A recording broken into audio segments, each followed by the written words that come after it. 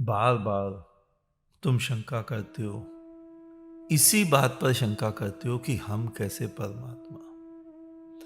लेकिन मैं बार बार यही कहता हूं कि तुम ही परमात्मा, अहम ब्रह्मास्मि, तत्वमसि, सो अहम, शिवोहम, मैं ही परमात्मा।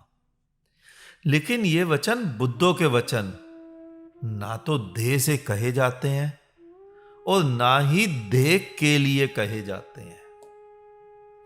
तुम देह में बैठकर इसको सुनोगे तो समझ ही नहीं पाओगे। कोई बुद्ध देह से इसको बोलेगा तो उसका आचरण ही खंडित हो जाएगा। ये देही के वचन है और देही के लिए ही है।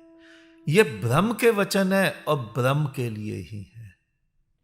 ये बुद्ध के वचन है और बुद्ध के लिए ही है।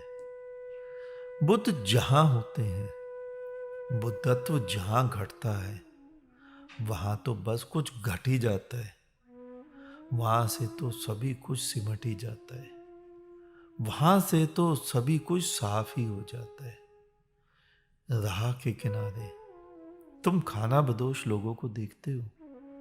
वो आते हैं, काफिला लगाते हैं, तंबू गाड़ते हैं, कुछ दिन रहते हैं और फिर एक दिन अचानक अपने तंबू, अपनी झोपड़ियां उखाड़ कर आगे चल पड़ते हैं।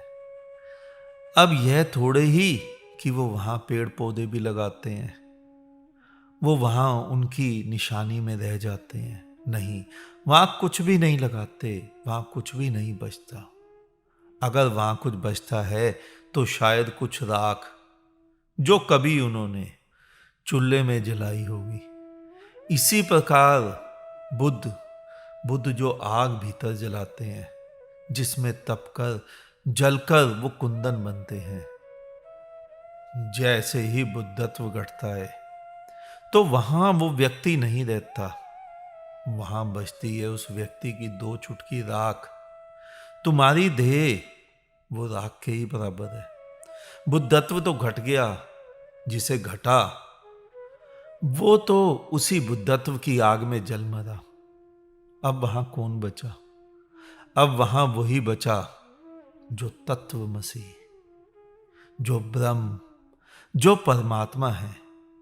इसीलिए मैं जो कहता हूं कि मैं ही परमात्मा, तुम ही परमात्मा, वह मैं उससे कह रहा हूं जिसके बारे में कृष्ण ने कहा था, ना हन्यते हन्यमाने शरीरे।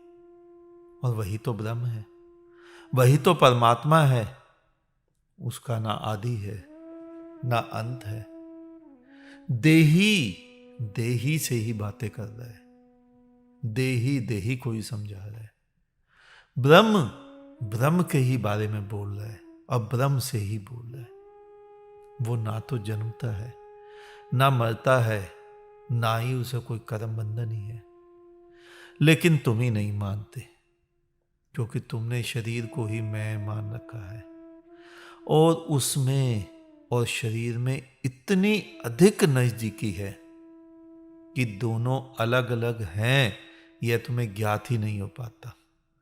उसकी ही प्रतिभिज्ञा के लिए साक्षी भाव का अनुभव करना होता है। तुमने बच्चे को देखा है, 4 वर्ष का बच्चा, 5 वर्ष, जब तुम उसके बाल कटवाने ले जाते हो, वो कितना उपद्रव मचाता है, कितना रोता है। उसे लगता है कि वो बाल जो काटे जा रहे हैं वो स्वयं है, वो बाल उसके शरीर का अंग है, वो स्वयं वो बाल है। और बाल काटने से उसके शरीर का अंग काटा जा रहा है, इसलिए वो उपद्रव मचाता है। लेकिन उसी बच्चे को जब बड़ा होकर पता चल जाता है कि बाल वो नहीं है, तो आसानी से बाल कटवा लेता है। यही देह और देही का भेद बुद्ध तुम्हें सिखाते हैं। जल में तुमने मछली को देखा है? तुम्हें क्या लगता है मछली को कभी भी जल का, सागर का भान होता है, बोध होता है, अनुभव होता है? नहीं।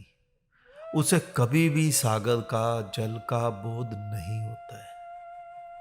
हाँ, जब कभी गलती से वो किसी की बाल्टी में भरकर जल से बाहर आ जाए या सागर की लहरों के साथ उछलकर तट पर आ जाए और उसका सागर से विछोह हो जाए, तभी वो तड़पती है। तभी उसे ज्ञात होता है कि जहां वो थी वो कुछ और था। जीवन वहां था, जल वहां था, सागर वहां था, परमात्मा वहां था। परमात्मा छिना और जीवन सरकने लगा, जीवन हाथ से खिसकने लगा। जल कुछ है, इसका भान तभी होता है जब वो जल से अलग हो जाए, और इसी अलग होने का नाम ही साक्षी भाव है। अब उसे कोई पुनः उठाकर जल में फेंक दे तो उसे जल का भान हो गया, उसे अपने जीवन का भी भान हो गया। उसे कोई पूछे कि अब तुम्हें जीवन को खोजना है, अब तुम्हें जल को खोजना है, तो वो कहेगी कि जहां वो है वही जल है। जिसके कारण वो है उसी का नाम जल है, उसी का नाम जीवन है, उसी का नाम परमात्मा है। उसी प्रकार जहां तुम हो, जिसके कारण तुम हो, जिसके कारण तुम श्वास ले रहे हो, जिसकी गोद में तुम खेल रहे हो, जो तुम्हारे सामने दसों दिशाओं को जगमगा रहा है, वही तो जीवन है, वही तो ब्रह्म है, वही तो परमात्मा है। बुद्ध वो होते हैं जिन्होंने कभी ना कभी किसी ना किसी कारण से जीवन को छोड़ा। बुद्ध वो मछली होते हैं जो किसी भी कारण से उछल के तट पर आ जाते हैं, फिर तड़पते हैं, और जब पुनः जल में जाते हैं तो उन्हें जल का पता चल जाता है।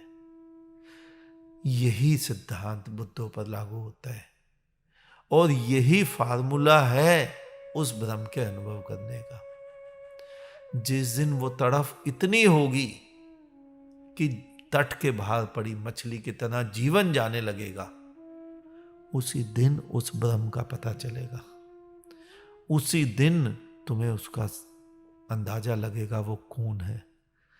जिन्होंने, बुद्धों ने जीते जी मृत्यु का वरण कर लिया, मृत्यु की गोद में छलांग लगा दी, वही मृत्यु का अतिक्रमण कर पाए और उसके सिर पर पांव रखकर अमृत्यु के द्वार तक पहुंच पाए। तुम्हारे जो कथावाचक उदाहरण देते हैं कि अमुक व्यक्ति को लेने के लिए विमान आया और वो मृत्यु के सिर पर पांव रखकर विमान पर सशरीर बैठ गया और बैकुंठ को चला गया, वो कथावाचक अभी बच्चों की ही कहानियों को सत्य मान रहे हैं। वो बच्चों की तरह ही व्यवहार कर रहे हैं, वो भी बचकानी बातें ही कर रहे हैं। वो अभी तक राजा रानी की कहानियों को ही सत्य समझ रहे हैं, वो अभी तक देह को ही मैं माने बैठे हैं। उन्हें अभी तक देही का अनुभव ही नहीं हो पाया है। और एक दो नहीं, 100% कथावाचक ऐसे ही मिलेंगे। जितने भी धर्म गुरु बने बैठे हैं, चाहे वो किसी भी धर्म के क्यों ना हो, हिंदू, मुस्लिम, सिख, ईसाई, बौद्ध, जैन, सभी के सभी ऐसे ही मिलेंगे। अगर उन्हें उसी देही का अनुभव हो गया होता तो उनकी भी सारी दौड़ें समाप्त हो गई होती, सारे उपाय समाप्त हो गए होते। फकीर को देखा है? कभी देखा है किसी फकीर को जो उपाय करता है? मस्त मौला होकर डोलता है। कभी फकीर को, सड़क पर चलने वाले फकीर को देखा है? नमाज का समय हो गया, चादर बिछाएं, नमाज पढ़ें, टोपी पहने? कभी नहीं देखा होगा।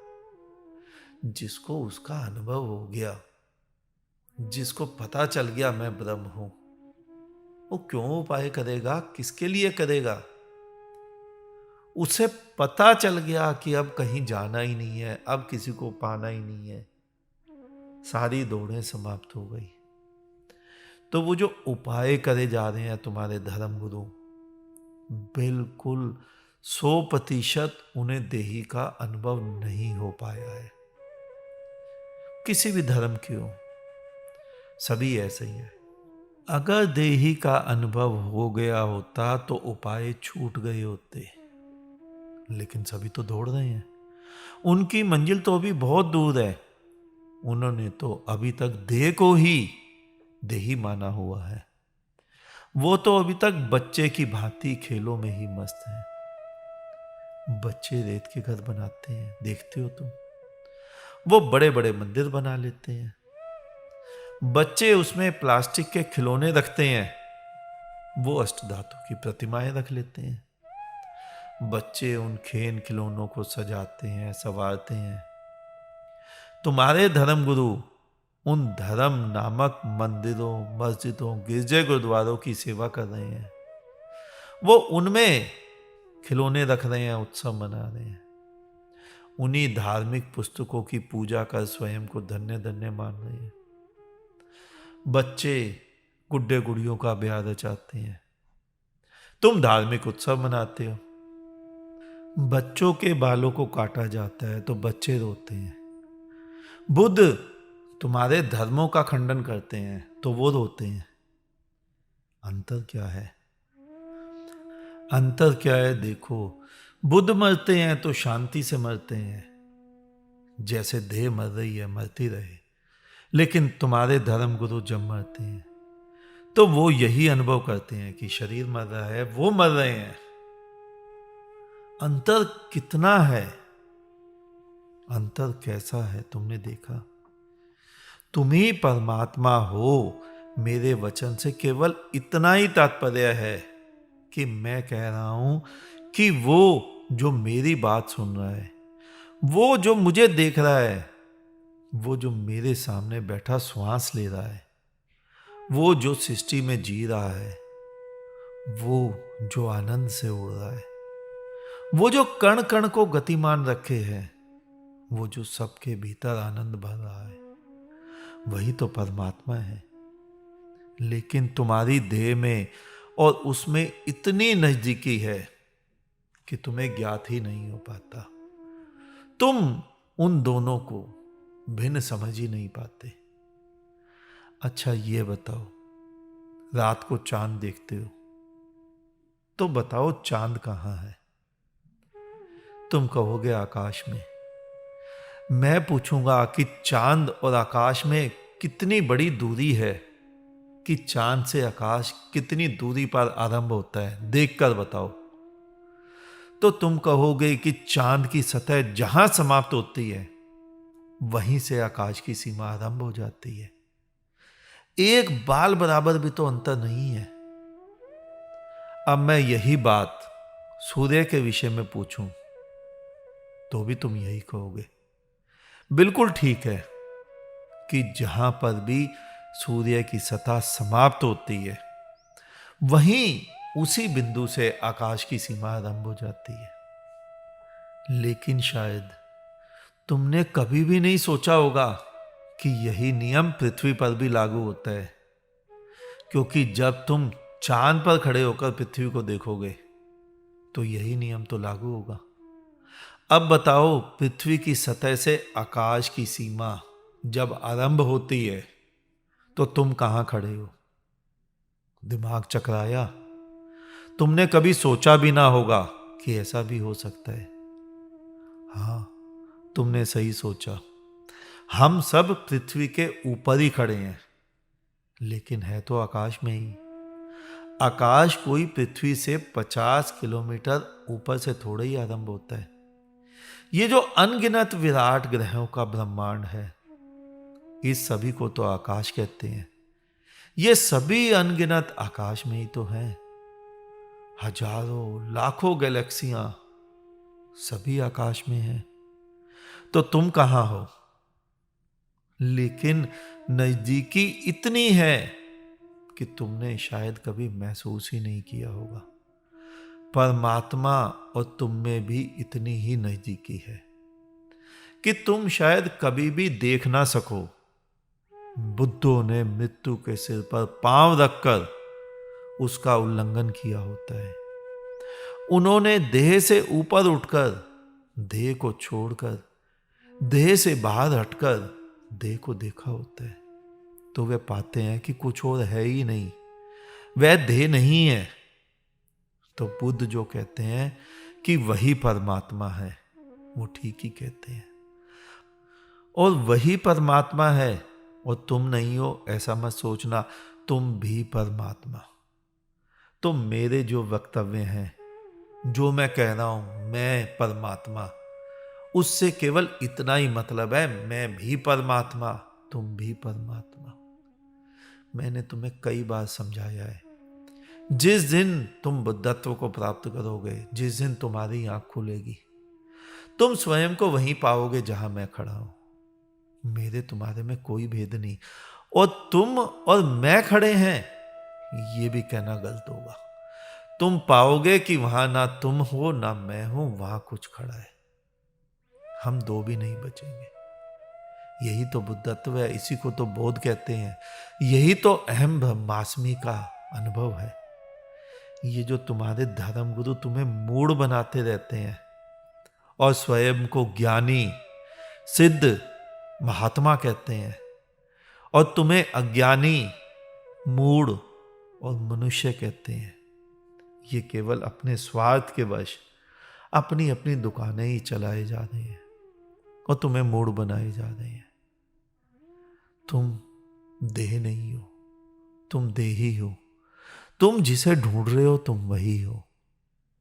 केवल तुम्हें देखना नहीं आ रहा है, केवल तुम्हें अनुभव नहीं हो पा रहा है, क्योंकि तुम देह से विलग नहीं हो पा रहे हो। तुम पृथ्वी के ऊपर आकाश में ही खड़े हो, लेकिन आकाश की नजदीकी इतनी है कि तुम्हें उसका पता ही नहीं चल पा रहा है।